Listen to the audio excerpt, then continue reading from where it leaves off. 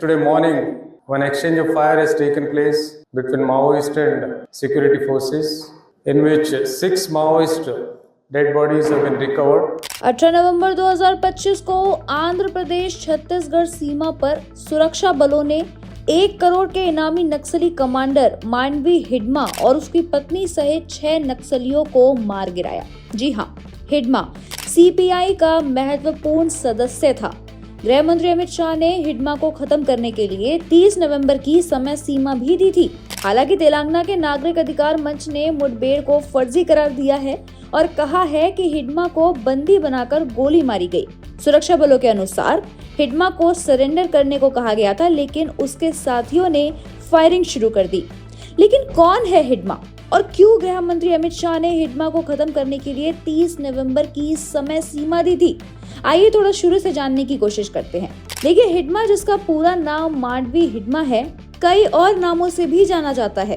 हिडमा उर्फ संतोष, उर्फ इंदमुल, उर्फ पोडियाम आदि। साल 2017 में वह अपनी क्षमता और रणनीति के दम पर माओवादियों की टॉप सेंट्रल कमेटी का सबसे कम उम्र का सदस्य बन गया। माओवादियों में यह एक प्रमुख आदिवासी चेहरा है। दंडकारण्य क्षेत्र में इसके अलावा बाकी बड़े कमांडर ज्यादातर आंध्र प्रदेश या अन्य राज्यों से थे और उनमें से ज्यादातर मारे जा चुके हैं। इसी वजह से हिडमा पुलिस के लिए प्राइम टारगेट बना हुआ है।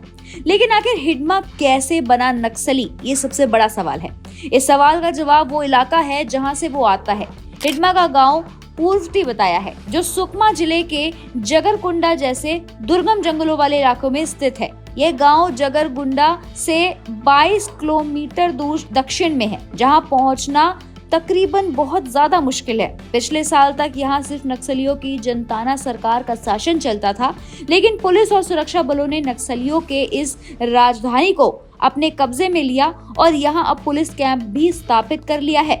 बता दें कि नक्सलियों के यह गांव न सिर्फ एक आम गांव था, बल्कि प्रयोगशाला भी थी। नक्सलियों ने यहाँ अपने तालाब बनवाए थे, जिनमें मछली पालन होता था। गांव में सामूहिक खेती होती थी। हिडमा की उम्र यदि 40 साल के आसपास भी मान ली जाए, तो वो ऐसे समय और स्थान पर पैदा हुआ जहां उसने सिर्फ माओवादियों और उनके शासन को देखा, और ऐसा ही माहौल में वो पला बड़ा। वर्ष 1990 में मामूली लड़के के रूप में माओवादियों के साथ जुड़ने वाला यह आदिवासी सटीक रणनीति बनाने और तत्कालिक सही निर्णय लेने की क्षमता के कारण बहुत ही जल्दी अर्य कमांडर भी बन गया। वर्ष 2010 में ताड़मेटला में सीआरपीएफ को घेरकर 76 जवानों की जान लेने में भी हिडमा की मुख्य भूमिका रही। जी हाँ, इसके अलावा 3 साल बाद 2013 में जीरम हमले में कांग्रेस के बड़े नेताओं सहित 31 लोगों की जान लेने वाली नक्सली घटना में भी हिडमा के शामिल होने का दावा किया जाता है। वर्ष 2017 में बुरकापाल में हमला कर सीआरपीएफ के 25 जवानों की शहादत का जिम्मेदार भी इसी इनामी नक्सली को माना जाता है। खुद AK-47 राइफल लेकर चलने वाला हिडमा 4 चक्रों की सुरक्षा से घिरा रहता है। आपको बता दें कि सीपीआई केंद्रीय समिति में बस्तर क्षेत्र का एकमात्र आदिवासी था हिडमा, जिस पर की 1 करोड़ रुपए का इनाम था। सूत्रों के अनुसार गृह मंत्री अमित शाह ने सुरक्षा एजेंसियों को 30 नवंबर 2025 तक का लक्ष्य दिया था, लेकिन एजेंसियों ने इसे समय से पहले पूरा किया। अमित शाह का उद्देश्य था कि 31 मार्च 2026 तक देश में नक्सलियों का सफाया हो जाए, और इसके लिए उन्होंने हिडमा को खत्म करने का कार्य सुरक्षा बलों को सौंप दिया। That Maoist and particularly from battalions, few cadres, including the leaders, are planning to shift to Andhra Pradesh due to continuous pressure in Chhattisgarh. So we are keeping a continuous watch on that. In continuation to that, in last 1 or 2 days, we had a very specific intelligence that few of the top Maoist leaders are entering into Andhra Pradesh, and they are planning to revive the movement. So in that continuation, today morning, one exchange of fire has taken place between Maoist and security forces, in which 6 Maoist dead bodies have been recovered. So far, what identification we could fix is Madhvi Hidma. He is the Central Committee member and 1st Battalion Commandant and one of the most wanted and dreaded Maoist. His body has been recovered. His wife, Raje, her body has been recovered, along with 4 of his gunmen. In that, we have recovered few arms and ammunition, particularly AK-47 2, pistol 1, revolver 1, single bore weapon 1, and other materials along with kit bags and all.